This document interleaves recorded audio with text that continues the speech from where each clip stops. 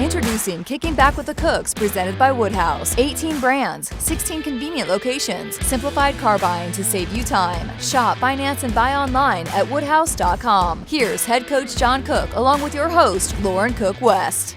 Welcome back to Not Conversation with the Cooks. We have a new name, but the same podcast, Kicking Back with the Cooks. And we are back for what I consider is season 3, episode 1, August 2021. And we had to take a break because Coach Cook, you were getting sick of lessons and confessions every month. So just to keep your sanity, that's why we took a break, right? I guess. I don't know. I just do what I'm told and be where I'm supposed to be when I'm supposed to be. So I'm open for anything. Well, I've been asked so many times about when we were going to come record another episode. People love listening to these and they want more. So we are here delivering more episodes. And we're going to be back to our every month schedule. So once a month, every month for this foreseeable future. Thanks to Husker Athletics. Yeah, I've just been inspired with Nicklin and Lauren's podcast to raise us to a new level. So I'm excited to see what level we can go to today. Oh, okay. Can you believe this is year 3 of doing a podcast with me? No, has it been that long? Yeah. Do you remember our very first episode that we did sitting right where you're at? Mike Elliott gave us some microphones. We had the little recording equipment. I had no idea what I was doing. I was trying to figure out how to make sure I was recording, and we sat in the conference room and that was, about 3 years ago. Wow. I just remember when Russ Rose came on. That was epic. I think that's still our most popular episode. Yeah. But I'm hoping we're not doing guests anymore, but I do have a special guest and I'm hoping will join us today. She's currently napping. So she wakes up from her napping time. We're going to introduce her to Husker Nation. Okay, so I just want to catch up and go through some updates because a lot has happened since the last time we recorded. So first of all, you're celebrating your 40th wedding anniversary today. That is quite the milestone. So congratulations. Thank you, Lauren. And 30 of them were with you, right? That deserves a bonus right there. It does. So what have you been up to? What has the team been up to? Take us through, I guess, where you guys left off finishing the season with that loss to Texas. What kind of, just a quick run through of what has transpired since then? Well, we've had a normal summer, meaning that the players came back in early June. They got to work out all summer with our strength coach. They got to work camps. They got to go to school. So it was a much more normal summer compared to last year where it was start, stop, and all that. And of course, we incorporated 6 new players, 6 freshmen. 3 were here in January but didn't play. They did get to travel. So that has been a normal summer for us. We had 3 of our freshmen, Allie, Lindsay, and Lexi Rodriguez, all got to go to the Junior World Championships in Netherlands. So they tried out for the USA team in Las Vegas. I happened to be recruiting in Las Vegas at the same time, because that's where the Junior Olympics were being held. So they were there at the same time. They made the team and got to go to Netherlands. So they missed quite a bit of the summer playing in that. I think they got 5th place. All 3 played. Allie and Lexi started, and Lindsay had a key role coming off the bench and played great in their match against Poland, which went 5 games. And I think she had like 3 blocks in the 5th game and 4 kills. I mean, she just took over the match. So it was really fun to watch those guys. And then, of course, the Olympics were great as well. Give us a glimpse into two-a-days, because you guys just finished up 2 weeks of two-a-days. Was that normal as well from what you've done in years past, or did you alter that at all based on just everything that's happened over the last year? It's the trainings. We've seen a little more injuries than normal. Training's been looking a little different. So did two-a-days look different, or was that pretty much the same as it's been every fall or August? Yeah, we went back to traditional 2-a-days. So typically we go twice on Monday, we started on a Monday. So we went 9 to 11, 3 to 6, same thing on Tuesday. Wednesday's a morning lift, but it's a recovery lift. So they go through and it's just basically to activate certain parts of their body, get them going, get the soreness out. And then we practice once on Wednesday. It's a lower jump day. Thursday's another 9 to 11, 3 to 6. Then Friday's one practice. And then Saturday, a week ago Saturday, we scrimmaged, played a regular match, and then repeated the same schedule the second week, and which ended in the red-white last night.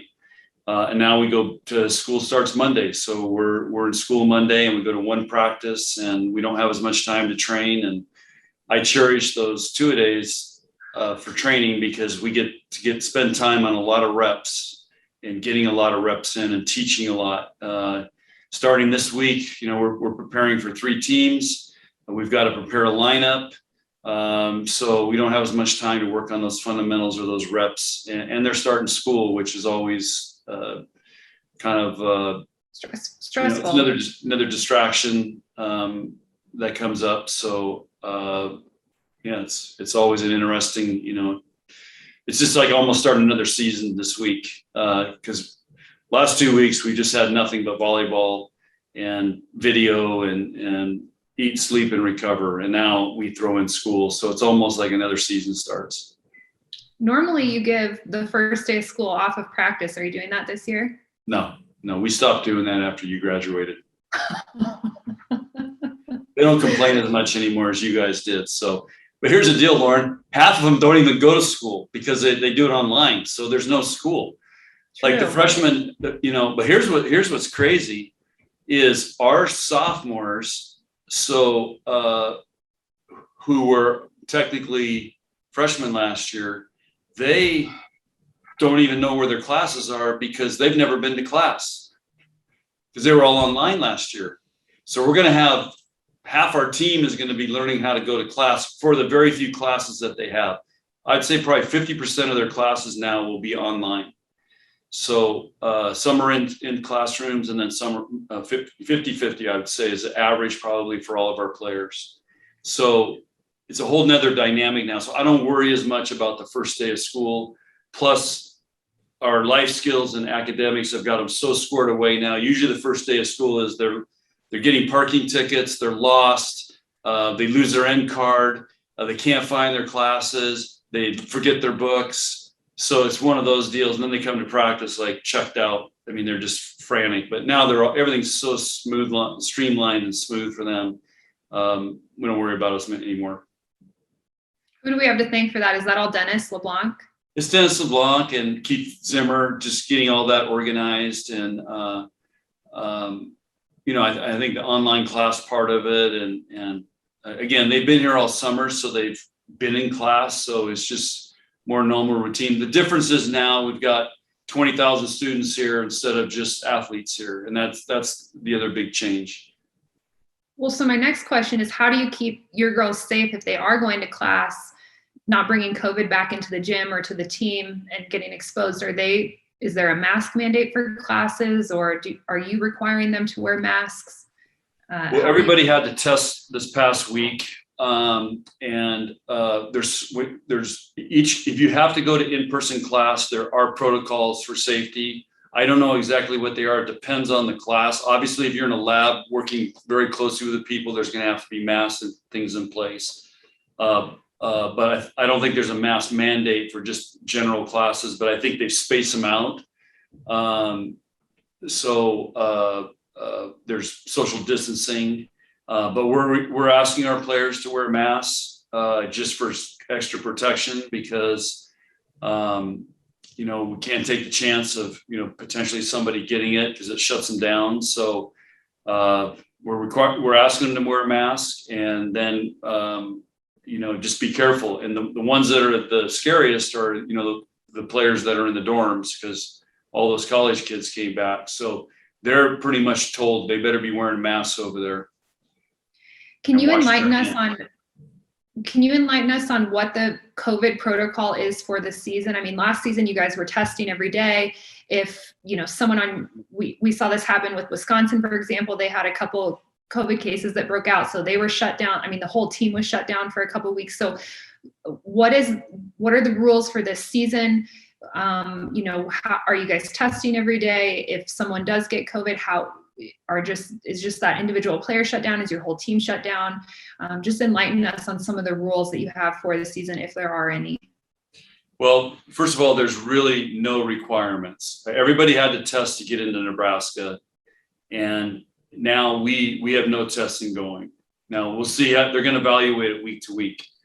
The big thing is vaccinated, not vaccinated. If you're not vaccinated and you're exposed or come down, you're isolated. If you're vaccinated and we've already been exposed to somebody in our office, tested positive, we won't name names, but she has a lot of kids that she's drooling all over her, So anyway, even though she was vaccinated, she came back, got it again. And so now we're masking in the office. We have to be careful. We're masking in practice, everybody who was up in the office. So that's one of the requirements. So we do have if somebody tests positive or exposure, then there's certain protocols we go through, but it's mainly just wearing masks, and we're going to get tested every couple of days just to make sure we don't have an outbreak. And I think that's same for the team, and the whole team's been vaccinated. So you're not worried about potentially any matches getting canceled or? Oh yeah. You are really concerned. Yeah. So, what about fans? Are you worried that you guys will get to, I think that you had just under 8,000 fans at the match last night. And I know not everyone was in a mask. A lot of people were. Are you worried about fan restrictions at all? Potentially, a decision being made that not as many fans are allowed in Devaney, or no fans? I'm a little worried depending on how everything goes, but the fact that Garth was here, and we'll see if anything transpires out of the Devaney crowd. But, I would say about half the crowd was masked. So people are feeling pretty comfortable. I'm hoping we have a season. I think there's, seems like there's a lot more tolerance for everything going on now and trying to get back to normal, and boy, it felt good to see that Devaney full last night. Did Maddie Kubik cry when she saw it? Weren't you telling me that she was going to cry when she saw the fans last night? I don't know, because she was up being introduced up somewhere, but I know Lauren cried, and several of them were worried. I think Lexi cried.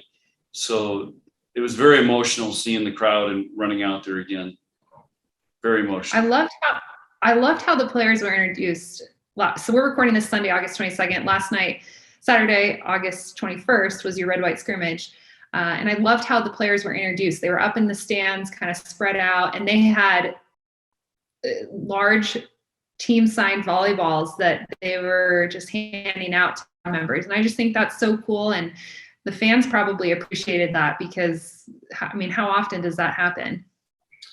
So Lauren, there was typically the red white, we just go and play, and because we wanted to make sure our fans felt appreciated and we wanted them to know that. So we brainstormed a little bit, and we donated those balls from camp. They're really nice balls. They've got the championship years on them. It's imprinted into the ball. They're great balls to give away. So we signed 16 of them, everybody could give one. And then we gave out 400 posters, which are really cool. And so we just wanted to, and we had the interviews going on in between games, and just to make it very interactive. I tried to get one side cheering for each side, but they still have a hard time cheering this red white. I don't get it, but we're going to have to do something else. Have a contest, what side cheers better, and give out runses or something like that. So, anyway, it's just, or malt cups. Maybe malt cups would get it done. There you go. All right. 2 big questions from the red-white scrimmage, since we're on that topic right now. First of all, how's Nicklin games? Are we going to take a break at all on this podcast? Because I might be working on some NIL deals for me. So if this is true, this would be a time I might say, hey, this is, Scooter's Coffee. But I'm not allowed to have NIL deals, so we don't have to do that in this. But this would be the time we had a break, right? Yeah, we should try to find some NIL deals to sponsor on this podcast. Okay, so Nicklin Hames, she went down last night. Is she okay? What's the update with her? The good news is it didn't break, nothing's broken and nothing's torn. So it's a sprained ankle. So that's the great news. How long she's out for, I don't know.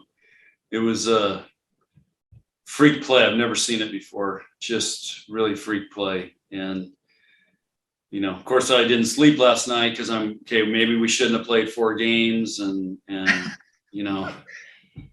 anyway, but they looked fresh. They were going hard. They were having fun. It was fun.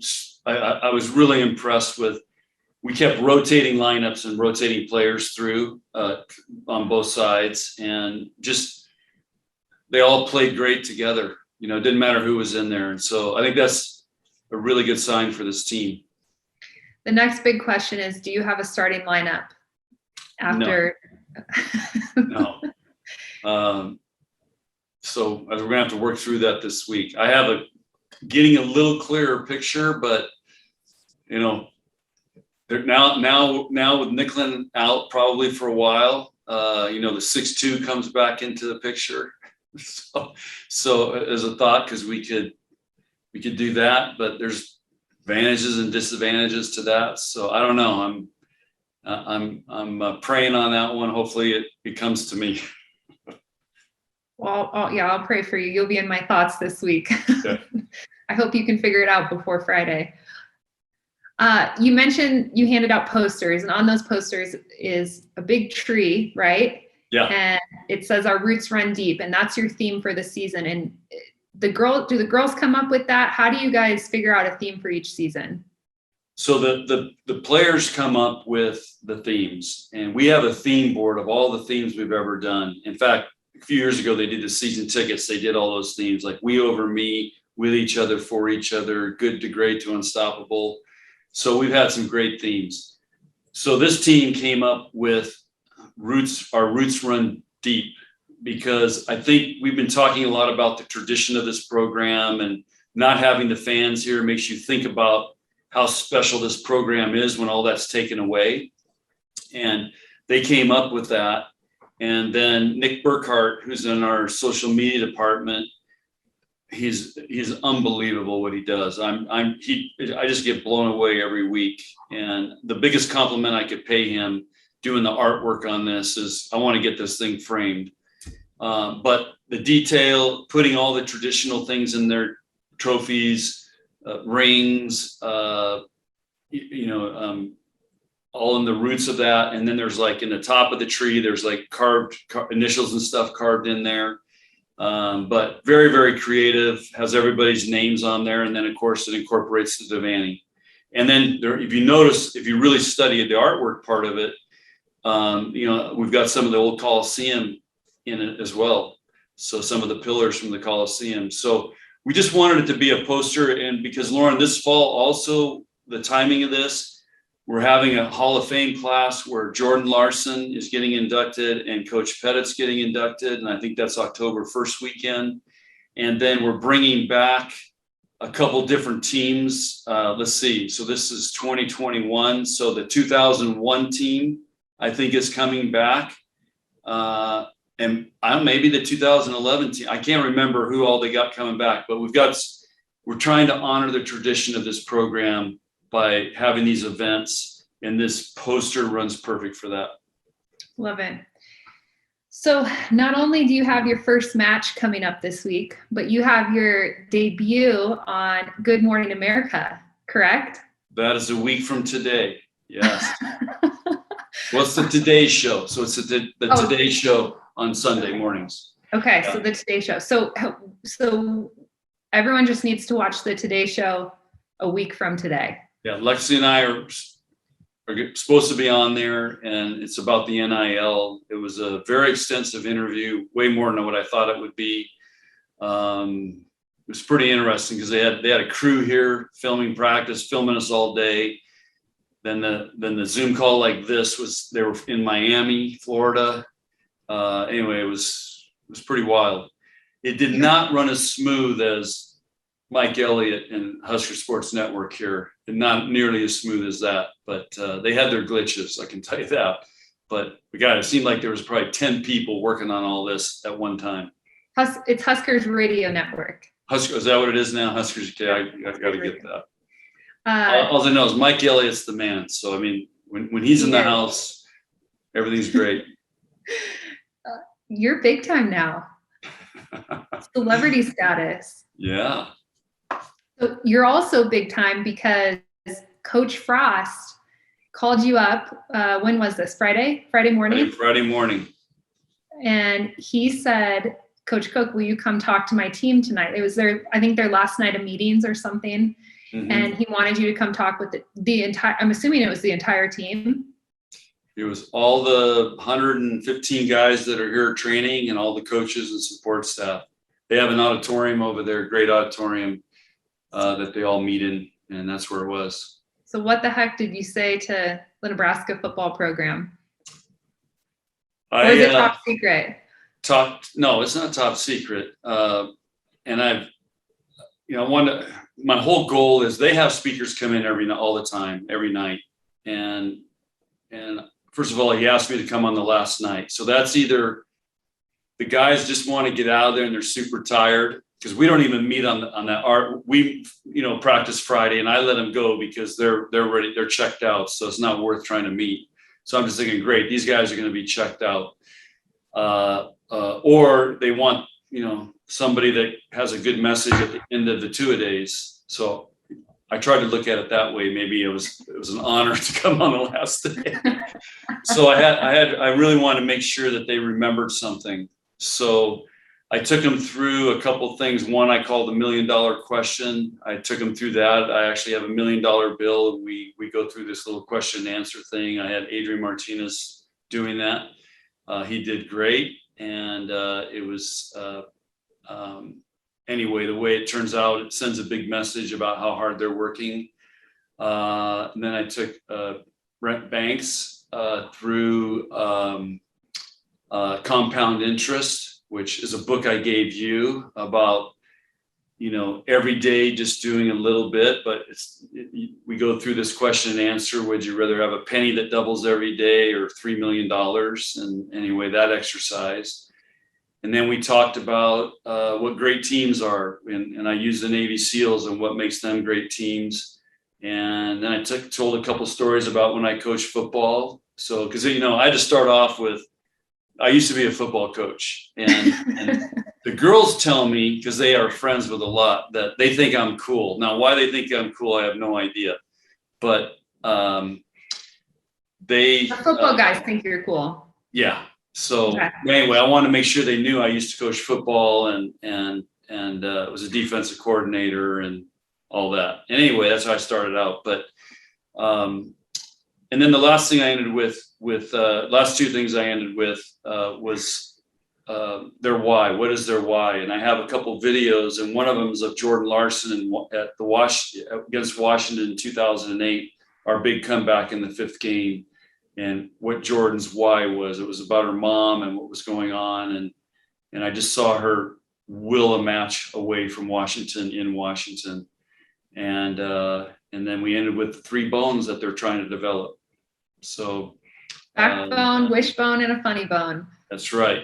But I tied it all in with what they're trying to do. So it was fun. I loved it. And just told those guys, I love their team. I love their staff, and I'm their number one fan. And I could hardly sit through the games. I get so nervous. But anyway, it was really cool. And I see those guys all the time. And anyway, it was an honor, and hope, and I know they remembered some of it, because the girls were telling me the next day that they were all sharing with them what they learned. So I know a couple of them got it.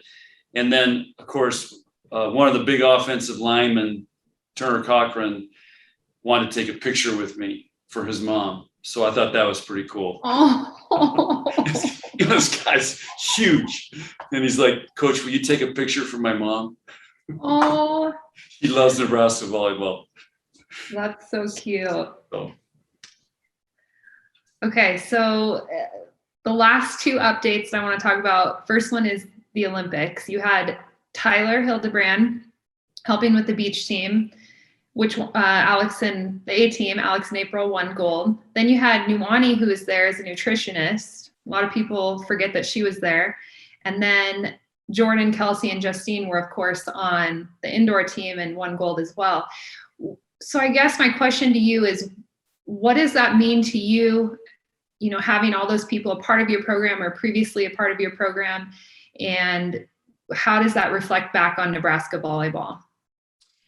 Well, we are trying to do everything at elite level and prepare players that if they want to go beyond Nebraska and play and have a career, that they're prepared to go. So the way we define that is we train the complete athlete, and it's all those things you talked about, plus the mental side, the physical side, nutritional side, sleep, training in the gym, knowing how to take care of their bodies, all those things. So that's how we look at our program. And then we try to hire people that are world-class. And, we got 2 coaches essentially that were, got asked to go to the Olympics. And then of course, 3 of the 12 players were from Nebraska, which is a huge percentage if you think about it. So we're just really proud. It validates that what we're doing is working. So it helps me as a coach to have confidence. I know how we're training. I know what we're doing. And I know this is working. So that part of it. And then it's a great to sell the recruits. And our recruiting is, I'm seeing things in recruiting I've never seen before, but these young recruits are seeing this and they want to be a part of this. And so it's been pretty cool to see that. And we're able to sell it really well because we have so many great examples. Awesome.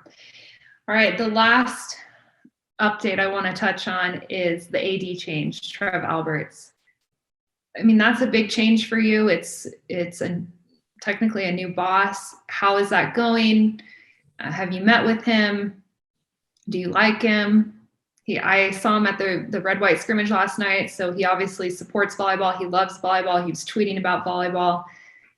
So I think he's a big fan of yours, but how has that transition gone? I think he's the perfect guy. He's the right guy. He gets Nebraska. He bleeds Husker. He wants to see this place be great. He's had his oldest daughter played volleyball at Clemson.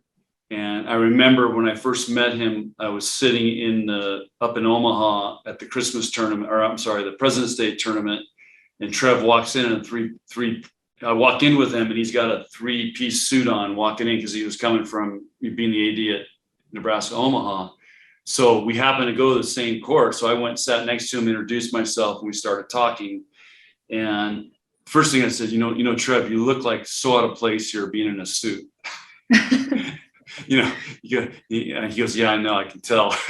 So, but anyway, his daughter went through and went to Clemson and played. And, but it was based on that conversation that we talked about bringing the Nebraska team to open up Baxter Arena the first year it was open that he was building. And he said, would you come up there? And I was explaining to him that we don't really like leaving Devaney to go to another place in state. And unless we can get, huge crowds and because we, have the opportunity to have great crowds here. So anyway, we made that deal, but I made the deal was I had to get to sit on the ice for a hockey game, and they even let me throw the fish out and all this crazy hockey stuff they do. But that night he sat with me and actually your husband was there and Taylor, and he sat and talked to us, explained hockey, and anyway, got to know him a little bit better. So we kind of had this connection, and he knows volleyball, but I think he's great. To me, the biggest worry I had out in the parking lot by Hendricks, I kept seeing this last couple of weeks. Wait, this is going to be your confession. This is my confession. Great. Okay, so go ahead. This is your confession. Yeah. So I keep seeing this orange at Ford Expedition out there, and I'm like, and it's parked where the AD's park. And it's bright orange, right? It's this awful orange, like Okay. somebody messed up the paint job. Like Texas orange. Almost like maybe that's why I hated it so much. Thank you. That's what it is. It's like Texas orange. So I go, Trev, please tell me that's not your orange car out there. And he goes, yeah, it is. So anyway, Mickey Anderson, who owns the dealerships, several dealerships, and he owns the dealership, Lexus dealership, which I get my car through, which he gives me a really cool car. It's got red seats in it. It's a Lexus, so recruits love it. So anyway, I'm like, then I go over there and work out, and I see it again, and I go, I just can't stand this. It's driving me nuts. I text Trev again. I go, Trev, you got to get a different car. And he goes, no, this is the one Mickey wants me to drive. And he gave it to him when he was up at UNO. So I'm like, Trev, either get a new car or I'm calling him. Next day, it's still out there. I call up Mickey. Mickey, we got an AD here. His nickname's the Babyface Assassin, and he's driving an orange Ford Exhibition. We got to get him a cool car. So Mickey goes, okay, what do you think? He goes, I've got an Audi Q8. I go, perfect. He goes, well, just make sure Trev loves it. I'm going to call Trev, and I'm going to say, Trev, we got a recall on the Ford Expedition. You got to bring it back. We're going to swap out a new car. Anyway, he got this Audi Q8. It's got red stitching in the seats. Well, you know how much I love cars. It's got cool wheels on it. It's red trim, black and red trim. It's really cool. I mean, because I said, Trev, you're over there with the football guys every day, walk by there. They got to know the AD's got a cool car. Otherwise, you know, they got to be coach cool, or Trev, cool car. And it's the same with me. If I drove that orange Expedition, my players would disown me. They wouldn't even talk to me. So Trev thinks that his original orange car was recalled. Yeah, he now knows the whole story. He told me last night. He finally, he first thought it was all a recall. They were playing a trick on him. Dang it! I was hoping that he would have to listen to this podcast to find out the truth. No, he now knows. Because I asked him last night if he knew the whole story, and he said, "Yeah, I found out."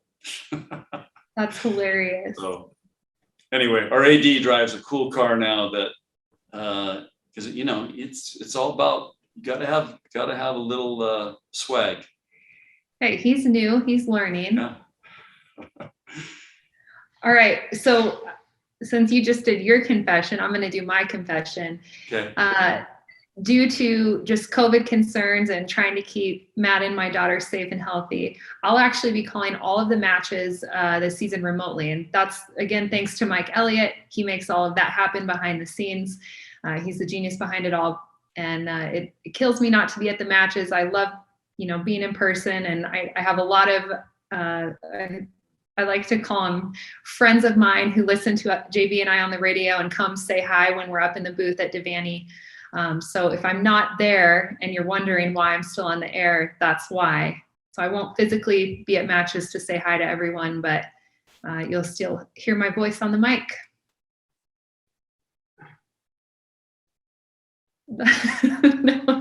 No response.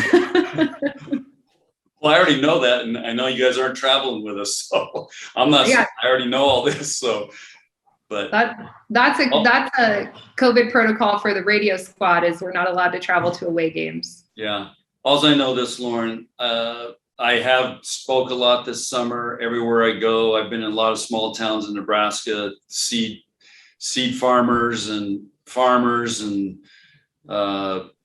just town events and everything. I was in Logan View for a big whole town out in Chapel, Nebraska. They just had a high school sports banquet, but the whole town comes in. Anyway, I can't tell you how many times I've heard people tell me, like, we just love Lauren and JB. We love listening. Just, are they going to still do it? So you guys have a big following. I hear that a lot. We both appreciate that. I know JB does as well. Okay, do you have a lesson for today? A lesson for today.